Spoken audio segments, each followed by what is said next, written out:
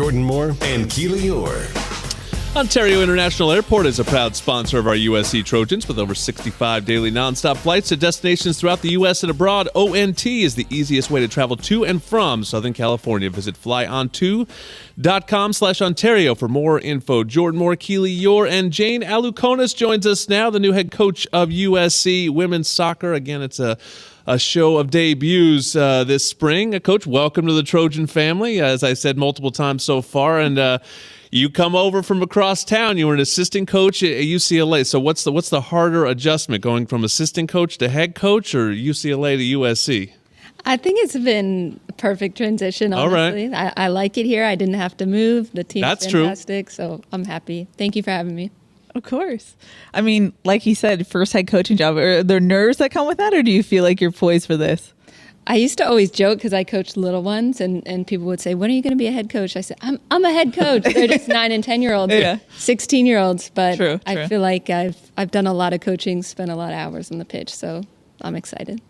Well, what were the first things that you've hoped to do? You've been able to come in and you have a spring. You inherited a talented roster. What has the sort of the start been like for you the first couple months? The dream job. The team's fantastic. We've had almost every practice I was really happy with.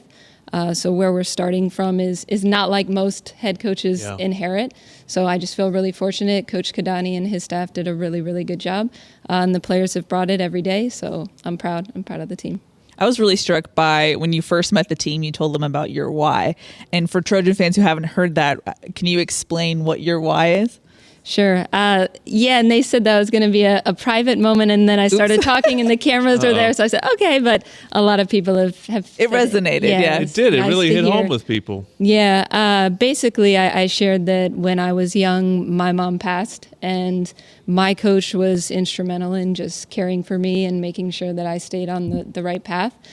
He said he saw potential in me and in my soccer, and we just took that and ran with it. So just giving back to the game and hoping that I can have a positive influence and be there for players as well. Why was it important for you to be vulnerable like that with your team right from the start?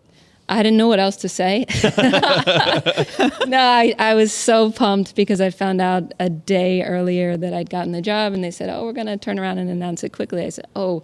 So I ran to the mall, tried to get an outfit, and then I said, course. "What am I going to say?" Okay, whatever comes to me. So. No, it worked for sure. And how has the team responded to you? Hopefully well. I feel like number one thing, like you want to come in and challenge the players and be demanding and make sure that they feel like they're getting better every single day. So we play a lot of soccer, and they appreciate that. And soccer's always first for me. So, yeah, we play a lot and try to keep the energy really high. Mm-hmm. Yeah, and you inherit a talented roster, as you mentioned, and you probably spent the last year or so scouting against some of these players. A little more fun to coach Croy Bethune than it is to try to stop her. Yeah, it was funny. I remember specifically watching a goal that Penelope Hawking had scored against UCLA, and her celebration was just so enthusiastic, so much energy, and I rewound it when I was watching as a UCLA assistant, and I said, "Holy cow, that's passion, that's fire." I said I would just love to coach her one day, and then sure enough, so lucky we have at least one more year with her. And yeah, Croy, of course, it's just magic. You made some important additions to your coaching staff. Mm-hmm. Tell the people who you've added and how excited you are. Yeah, A-Rod, but she prefers Amy. She's an alum here, and she's plastered all over the school. We always say, "Oh, there you are, Amy." She's been fantastic, just really, really intelligent, great with the players, really motivating, and knows what it takes to play at the highest level. So perfect fit for here, and I'm really lucky. And Saskia Weber was goalkeeper coach while I was at UCLA. It's what she loves. Goalkeeping is her passion, and she's really, really good at just getting the best out of the goalkeeper. So I'm pumped. When I first thought about staff and I wanted a dream team, 2 of them, we got them. So we're looking for one more, but really happy. You're listening to Jane Alukonis, the head coach of USC women's soccer. And Coach, you were a player. The coaches of your life, the best coaches that you ever had, the best mentors that you had, what was the common thread? What do you take now that you're the boss? I would say I pulled pieces from each of them. So Erwin Van Bennekom was one of my mentors while I was at Duke. Super organized, knows the game through and through.